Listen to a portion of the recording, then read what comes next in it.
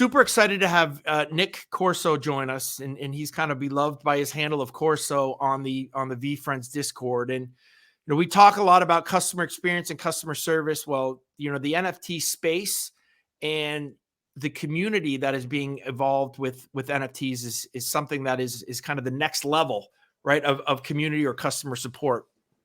People don't realize that, just looking today, that the Veefriends Discord has over 362,000 members, right? So there's a lot of different personalities and a lot of different things to kind of look out for and help and obviously kind of sometimes probably put into their place. So having said that, Nick, thank you so much for joining us. I know I got a ton of questions for you, but I really, really appreciate it.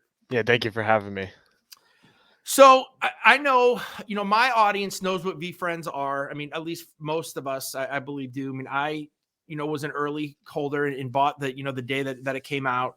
Have a bunch of Veefriend 2s and kind of have been through the process and kind of explained to my audience. But just real quickly, can you just talk, kind of from your perspective, kind of what Veefriends is and really how you got involved with the process with Gary and the whole deal? Yeah, so Veefriends in my eyes is like I try not to explain it as an NFT project to anyone, just because when you say NFT, people always think of scam or this Right. or that or too complicated. So I explain Veefriends as an IP that is building out characters with positive traits to help spread kindness and all these positive traits around the world. So that's like my quickest way of explaining it, and it's definitely easier for anyone to understand that way.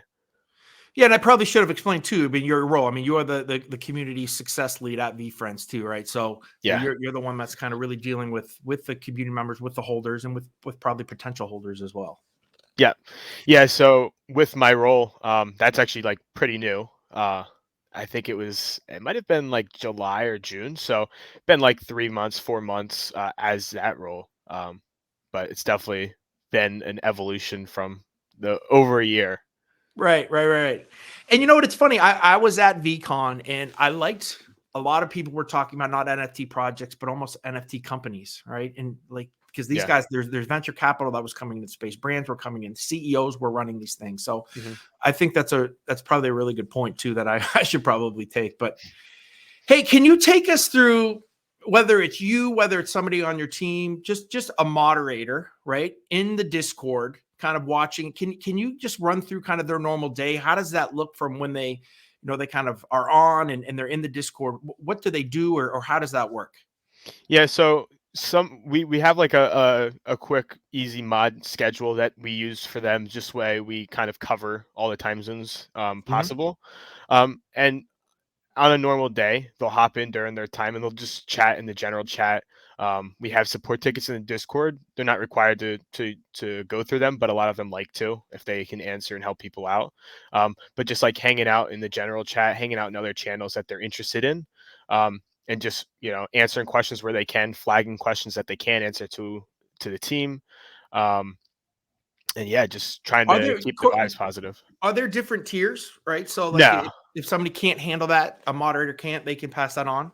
Oh yeah. So as a moderator, if they can't handle it, they will pass it on to me mainly. So there is one mod who knows more about one specific thing, ledgers, hardware wallets. So we'll flag stuff to him for hardware wallet stuff. But besides that, a lot of the stuff gets flagged to me. Are there any specific, are you guys just using kind of the Discord tools, or are there any other, tools that you can talk about that you guys utilize? We just use the Discord, and then just emails, just Web 2.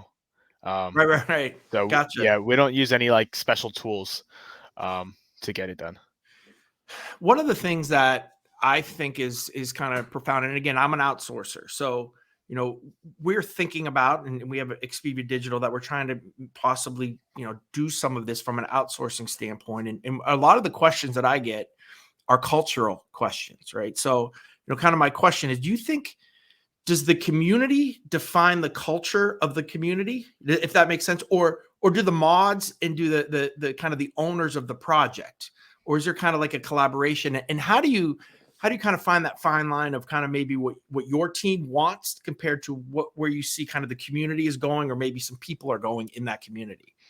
Yeah, so it really depends on the community, because some communities will control the culture because the team isn't. Um, Us as a team, like that's our goal, is to, like, we don't want to control the culture, but we want to, we want to keep the culture as like a positive environment. We want Mhm. everyone's, we want people to succeed. Um, and so as a team, and the moderation team as well, like that is our goal, is to spread kindness, keep everybody positive. Everybody can disagree on things. It's totally fine. But we want to we want to kind of be that light for anyone, whether they're, just having a bad day, or maybe they're just not in a good spot, and we want to just try to make everyone happy, Right. and help develop people, maybe if they're just in a rut. um, and the community can kind of change the culture. That's just the nature of a big community, because there's more people in the community than there is on the team. um, Right. Right. but it is important that the team, for any community like this, at least puts their say, or puts their hand in to try to help, and try to guide that culture in a positive way. And I think just two more maybe follow-ups on that. One specifically to Veefriends, and the other one maybe more general. So to start general, is there any type of, do you guys track, say, an influencer, or do you track maybe somebody who has been consistently causing issues in the Discord? Or is that kind of just, you kind of play by ear for the day and how that goes? Is there anything that goes into that? There's no like actual process to track either. Influencer wise, we don't really, like, at least on my end, like I don't really track any influencers. People who may disrupt the community, like we have a general sense of who the people Who the are. jerks are, right? uh, and so, like, all the mods are aware of those users, and so it's kind of just like just keep an eye on them. Try to be positive to them if you can. Like, if you have something to, if you can help them with something, just try to, um, because it's really the only way to fight someone with anger, or someone with just like a trolling mentality, is to just kill them with kindness. Yeah. So No, I like that. And I think specifically to Veefriends, did you see any type of changes? So I believe it was last May 10th when Veefriends 1 came out, right? And mhm. then so there was this community that was, and Gary and everybody and team started to build that community ahead of time. And then, later on, a year and a little bit more, Veefriends 2 came out, right? So Veefriends 1 was a smaller community, and obviously Veefriends 2 was this, kind of this massive, and brought a ton more people into the community because the prices were a little bit lower, and there was more to that. Did you guys see any type of shift in the people, or culture wise? And again, culture is just really, I think it really interests me, like, with all these different changing phenomenon. Did you see any difference between Veefriends 1 and Veefriends 2? Did you guys have conversations on that? There's definitely a difference. There's a lot of people who were, let's say, OG to VFriends, Mm-hmm. um, and after VFriends, a lot of them got into other NFTs, and so they learned a lot within each other on their own, rather than in the VFriends Discord. So over time, they kind of, to my understanding, strayed away from the VFriends Discord, um, because there wasn't stuff for them to learn specifically. Mm-hmm. Um, That makes sense. Yeah. so it's completely understandable. And so the kind of the general crowd, I don't know if crowd's the right word, but the general, the active people in the Discord are a lot of people who minted Series 2s, and then there's still a bunch of people who minted Series 1s who are still active in the Discord, or maybe bought Series 1s down the road. Um, but it's not really something we've had like extensive conversations on, because it's kind of just the nature of things. Like, you know, there's two things with it. One, like, people move on from things, people learn, and they want to keep learning. A lot of people who are indulged, I think that's the right word, into this space, like, Yeah. they want to keep learning. And so they're going to go to places where they can learn that benefits them. And something with VFriends, there might not be specific things that they can learn from, but there is still experiences, there's still activations that a lot of them do partake in, because that's where a lot of value is. Nick, I think that's a good point. I mean, Gary, that was one of the missions, I think, of Veefriends too, especially at the beginning, right? Was I didn't know anything. Like I had no clue how to set up a wallet, how to do that. And that became like the NFT 101, right? And I think you guys have tried to move, to the higher up, but I think that still makes sense. This is a space, and I recommend like anybody getting newer in the space to go to the Veefriends Discord, because everybody is friendly, and you can ask questions, and there's a lot of support and a lot of help there. Yeah. There's a lot of community members who are helpful as well. Like the mods are helpful. Community members are also too. Nick, getting into, and again, this will be my last like negative question. I don't want this to be, not negative, but like just things that kind of interest me as well. Like if you do have somebody who is, causing some issues in the Discord, and you guys have tried it, is there a specific policy that you guys have, or again, is it more of a feel for like, hey, listen, that's enough. You got to leave, or how does that work? And I promise I will move on from that. Yeah, no worries at all. We have like I don't think it's too, like, we have a structure of like a warning system and a mute system, like that kind of thing. For users that are more prone to cause issues, we try to, like, instead of warning and muting, because we don't want people to feel that they're silenced, right? Some people do express their feelings in general chat, and it might not be a positive thing for us or against us, but it's still something that can be heard. It's not something we want to stop. So there's definitely a fine balance between like negativity and constant negativity, and someone just expressing the way they feel about something. So we're very, I don't want to say lenient, but we're very careful with who we will warn for what and mute. But most of the moderation that happens is just like people shilling. So right. The people who are, some people who are in general chat, we try to do our best and to be careful, because we don't want to upset anyone. That's like the last thing we want to do. So we're very careful, but we do have like a warn system and mute system in place to kind of structure it.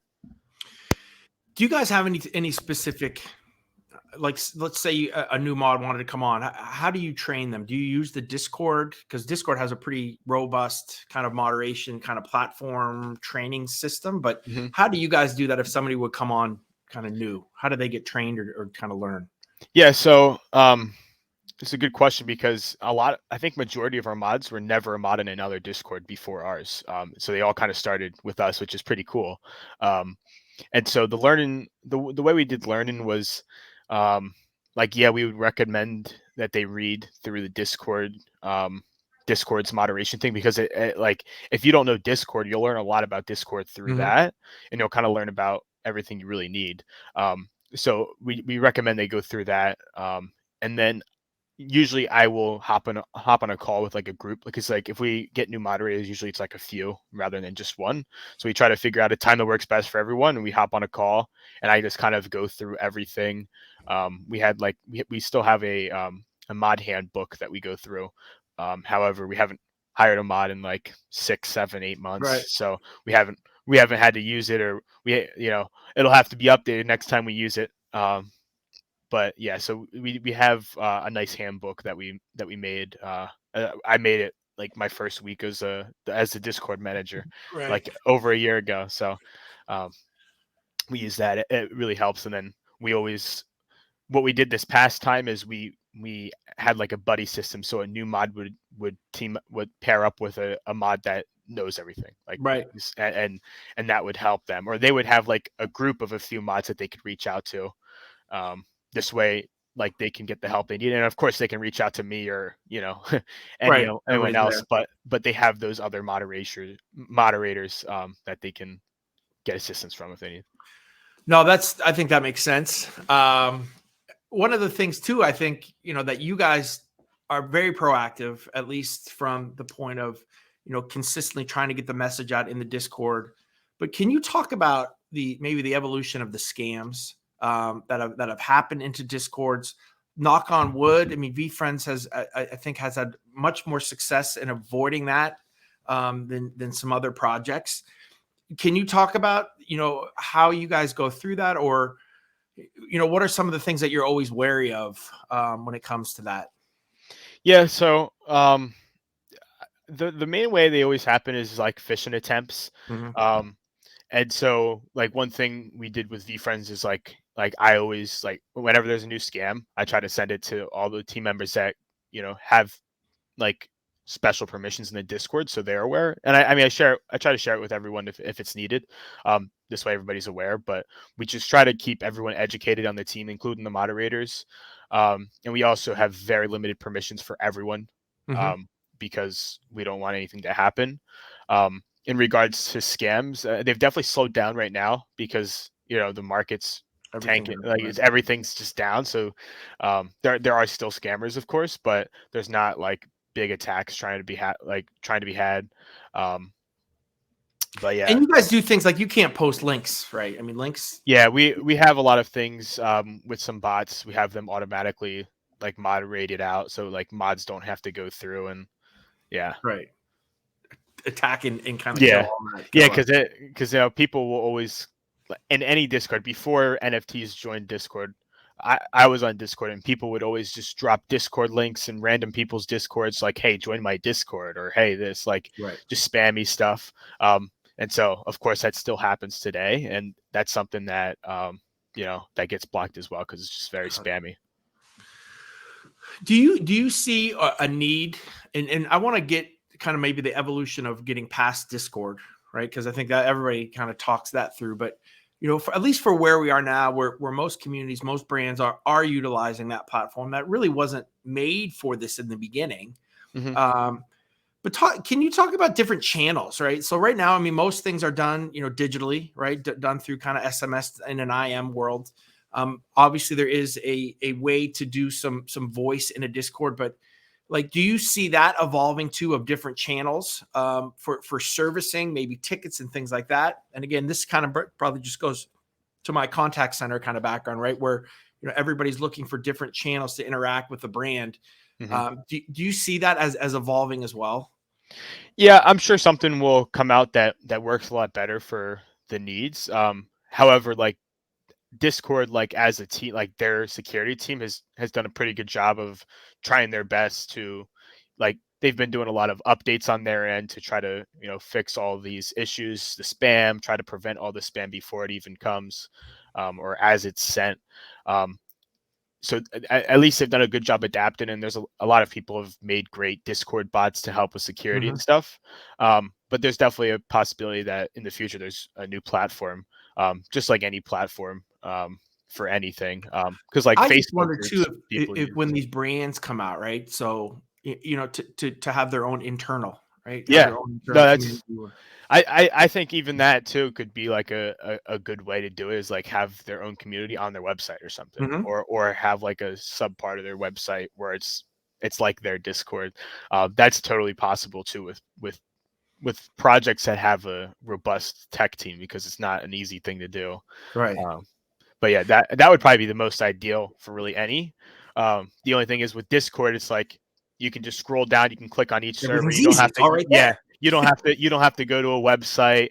But yeah, Right. And I think, right, that probably may limit use, right, of that, because it is so easy right now, right? All of my projects that I'm in or want to know about are all right there, that you can click. Nick, how about just building community? I know that's not really your core role, but let's just say there is an NFT project that's out there, and obviously, building community and doing that is really important. Do you have any tips for maybe starting from scratch, or you have a smaller community that you'd like to build out? Like, are there certain things that you would kind of recommend to help those guys out? Yeah, it's definitely a difficult thing to do, especially if you don't have like for Gary, he has a huge following, so people are going to join. For someone who doesn't have a following or doesn't really like, they just want to start something, it's definitely difficult. I think the main thing that a lot of Discords lack when they're trying to grow is like the need for someone to want to join. Like, why are they going to join? Because you have a cool idea? Is that a reason for them to join? And then like what's in it for they them? want value. Yeah, like people want value. regardless. And maybe it's to support you, right? So there's a lot of different reasons why people join, and you kind of want to hit many of them. Like you want to provide value wherever you can, whether that's, I think free value is better, at least at first, until you Mhm. grow. And then on top of that, like there has to be like a reason to come back to the Discord. Like once they join, they might get the value, and then there's no more value. So why would they come back? So there has to be Mhm. like that reason for them to Consistent. consistently check the Discord, or or the community, wherever the community is. So that's something that I've always thought is like just like value. Value is everything with getting people to join and getting people to stay. I know we kind of touched on this too, but where do you see this? I mean, I know we talked about maybe the websites, but um, I would think, when it comes to brands, things are going to get a little bit more difficult, right? It's not going to be just kind of this kind of indie, we're making a bunch of NFT projects on Fiverr, right? And like those days are done. Yeah. So it seems like the more complex, the more value added type projects, which is great for the space, I think are going to start to be coming. But do you see more of you know, a move from again, like a not to talk about like a contact center, but like some type of real infrastructure when it comes to this for these brands? I mean, do you see everybody hiring? Like what do you see kind of I guess the future of this as things maybe get more ticket oriented? Maybe there's the ease of use to get onto the platform, right? Or getting away from the MetaMask and kind of those types of things. And let's just say we have the kind of this influx of people. What are some of the things that you think, might change or could be a little bit better for how things are done now? Um, there's with Discord, it's very limited with some things. I think and a lot of people will mute Discords and then they don't get any notifications. And so I think like the Web 2 side of things helps a lot. Mhm. It's so much easier for everyone that's new. Like getting an email, getting a text with an update of something. Like with Veefriends, we started doing weekly newsletters. We also do roundups, but we've been doing a newsletter as well, that we've been sending out, where all the information that happened that week, all the updates is in that, and people can just get a quick read through. I think having just everything easy for new people is the best way, because MetaMasks are scary to people when you tell them that seed phrase cannot be shared and you can't lose it and all of that. Like it's a scary thing even for me. Right. So I think making it seem like very easy and making it easy for people to learn. I don't know if I answered your question, but No, well, I gave you kind of that was like a 14-point question in kind of one. But I think I'm just excited to see the evolution of this, right? Because I mean, we're not going to be stuck here, whether that is like we talked about having, you know, people go to their own websites, having another whole, I'm sure, I guarantee there's some VC out there that is trying to develop the next Discord for this specifically. yeah, And there's been such a downturn in the market that I think people are building now, right? There's yeah, going to be so many things that we don't realize that are coming out. And I think Gary's kind of talked about that too in a lot of, I don't say cryptic tweets, but like things that he's starting to see on the background and kind of where things are evolving there too. How do you guys, I don't want to say like keep up your skills, but like, is there anything that you guys bring to your dev team to say, hey, can we do this? Can we do this? Like, do you have like this wish list of things that you could do? That you wish, we're like, if you could like snap your fingers and say, hey, we'd love to be able to do this. What are some of those kind of things? yeah. So there's a few things, because one, the tech team comes up with a lot of great ideas, but two, I think every project learns off of each other and what each other does. Like for example, we made our VCon scanning app, Mhm. and Token Proof did something very similar, but it's for any events, and you only have to sign your wallet once and then you're done. And so with Veefriends, with the VCon thing, I think it was similar, but you can't add new things. So like that, those kind of techs are stuff that we always, like, the tech team's always aware, like they pay attention to it, but we also like share it with them, like all the cool tech that's out there, and to see like what tech would be useful for us, and what tech can we share with our community in our own way to just benefit everyone. Right. And to make the experience better. So we try to, like, we learn off other projects, and then we also come up with great ideas. Like, the tech team's full of amazing, they're very talented people, and they have great ideas. So there's a few things. Yeah. Is there like it almost seems like there needs to be like a moderator only Discord, right? Like moderators, like is there anything kind of like that? Like, or do you just have friends and people that talk that through? And yeah, so we do have, there is like has like a little over 100 people with just a bunch of moderators from different projects. It's not like extremely active, but it has people from pretty much a lot of the big projects. But it's not really utilized enough where it could be beneficial for everyone. It's just more of like a place for everyone. It's amazing how early everything is. And, even looking at where you guys started, and, me being petrified of doing my wallet to now, making mistakes, right? I mean, we've all kind of made, like, I've lost like $8,000, right? Just transferring to a non-Ethereum wallet, wanted to just like punch myself. Yeah. Right. And those are the things I think that people are kind of still scared of. I'm kind of surprised that we've not seen anything, more streamlined to get more people on board. Like, I still think there's a lot of friction, when it comes to, putting money into a wallet, that space. I mean, have you heard any rumblings? And again, I know this gets a little bit off topic, but just because you're into the space so much, on anything being worked on with that, or what are your kind of thoughts on that as well? I personally don't pay too much attention to like crypto news or really like a lot of NFT news lately. But I definitely seen something about like credit card companies like using Trying to get on, cryptos right? and yeah, so I think that'll make it a lot easier. I'm not sure exactly how it'll work, but it might just be a pin to your wallet. Yeah. So that'll make it a lot easier because it's the same exact thing they've been doing, but the money's not refundable. Right. Maybe there will be one day there'll probably be enough. It'll be less. What's the word? It'd be more frictionless, or like, cause it's, Well, yeah, it will. It'll definitely be more frictionless. It'll be less decentralized if we want more people to join. Because right. Decentralization is why a lot of people are here, but the reason why a lot of people aren't here, majority of people aren't here, is because of that. Because they want that security, they want that safe feeling of, if I make a mistake, it's okay because my money's not gone. But right now, you make a mistake, all your money could be gone. That's on your wallet. So that's definitely something that keeps people away. Right. Like, my mom wants to be into it, but she wants me to do everything. Yeah. Right? I think you start to see something. I'm like, I don't know. I don't even know if I want to do it.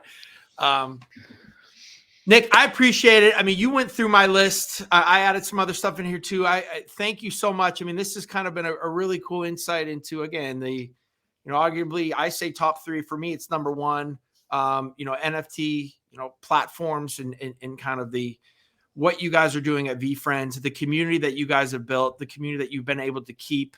Again, it is always a friendly place for anybody that's brand new, which a lot of Discords are not. When they have those kind of the I call them, probably like they're OGs that are, beat it, go to another channel. Mm-hmm. So again, I think that there's a lot of thanks with that. Just quickly too, how many members are on your team? Like, how many moderators do you guys have? Moderators, we have, I think, 22. So a decent sized moderation team compared to a lot of other projects. And then just last question with that too. Do they have specific shifts? Like, are they on for 4 hours and 3 hours? Like, it's like 2 or 3 hour shifts depending on like what works best for them. And it is volunteer, and so we don't want them to overdo it or anything. We just like a lot of them love doing it, and the experience. Like one of them, for example, she's like gotten so many, like she's done so much security work for a bunch of top projects out there, like Boss Beauties. Her name's Crystal. She's done like Boss Beauties, all these other projects.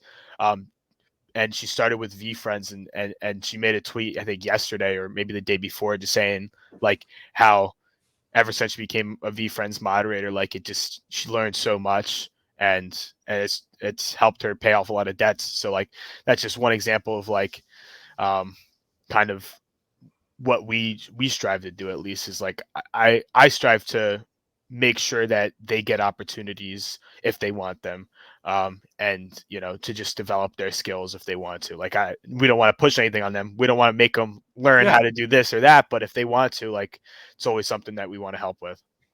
And that just popped another question. Do you see as this evolves and I know I keep saying brands, but as kind of businesses that are kind of outside of the space start to come into space, where you see with Starbucks and you see Nike and you see all these big companies come in, do you see moderation as a paid structure, and something that they will have their professional kind of service teams with? Yeah, definitely. There's a lot of projects who do pay.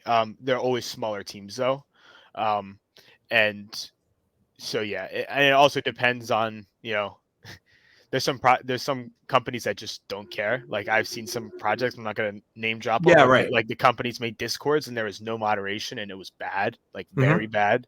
And so I think it just depends on the company's intention and what they know or who they know that can help them at least learn and understand, like if they come into Discord, what Discord is and what's needed, because moderation is 100% needed. So there's definitely a lot of paid positions out there already, like Discord manager positions. That's like most projects have one of those, and then a lot of projects will also have paid moderators, a small team of paid moderators to cover a whole bunch of shifts. What if Discord, just like when this all happened, was like, oh my God, this is, like it definitely, they definitely didn't expect it. And it's definitely like brought a lot of new people to Discord, and it also helped them learn, like, hey, like we got a lot of these problems with spam and stuff, like we should work on it, because they're like, I don't know how many more people they got because of NFTs, but it definitely increased a lot. And so there's a lot more spam because there's a lot more money for scammers to try to steal from people. And so that kind of motivated them to be like, okay, we need to fix the spam, because there was a little bit of spam. Like, you'd get a spam message every now and then on Discord about like, hey, you won this giveaway. Right. Depending on what Discords you were in, you'd get it every once in a while. And then when NFTs came, like you'd get one a day. So, and I think it's frustrating too. Like, I mean, I have my DMs blocked, right? And I think most people do too. And it's good because most of the stuff is scammy, but there is that every once in a while, right? When somebody doesn't want to reach out, or when you are in the right channel and you are trying to sell something, or and you can't, or it's more difficult to have those conversations. For sure. Yeah, it's definitely a lot more difficult because everybody's on edge. Everybody's trying to keep the assets. Who's screwing me? Right? Yeah. They're like, what's the catch? Like, what do you mean this? Like, so that's definitely like a big part of the sentiment, is everybody's just, it's definitely hurt like one-on-one conversations, because a lot of people are just too scared to DM people. Which, I think over time people will learn that, hey, it's not that bad. You just got to be careful what you're doing. Like, don't click a link they send you, or don't click this or that. Right. What Veefriends do you have? I have a core legendary lemur. Okay. And a goo gift goat from Gary. Oh, nice. And then I have a few series 2s. I had another series 1, but I sold it recently, because the ETH price, I'm trying to buy another one back right now, but the ETH price went down so much that it was just a nice loss to get. And besides, I wanted to get a new character just because I had the Magnanimous Maltese, and I don't dislike the character. I love dogs. Yeah. But yeah, I was like, I want to see if I can just snipe like a good character, or maybe a rare at the floor with now's the time. Yeah. I'm hoping it goes down a little more. I need it to go down a little more, just a little bit more, so I can pick one up and then go wherever it was. Oh, I think the project's a lot of fun now too, because you do have a lot of options, right? If you want to go real super high end, or if you just have literally a couple $100, and you can do that, or you can even start building tokens as well. Yeah. So, all right, man. Thank you so much for coming on. I will throw out all your social stuff here. As well, so if anybody who wants to hit you up on Twitter. I know you're not huge on the in the LinkedIn space, but I have LinkedIn. I'll send you my LinkedIn. All right, no, I already have it, but yeah. All right, Nick, I appreciate it. Thank you so much for joining. A lot of really cool insights. And I have a couple questions that came in here that I'll just shoot you an email and we can do something else at a later time. Sounds good. I appreciate it. All right, Nick. Thanks, man.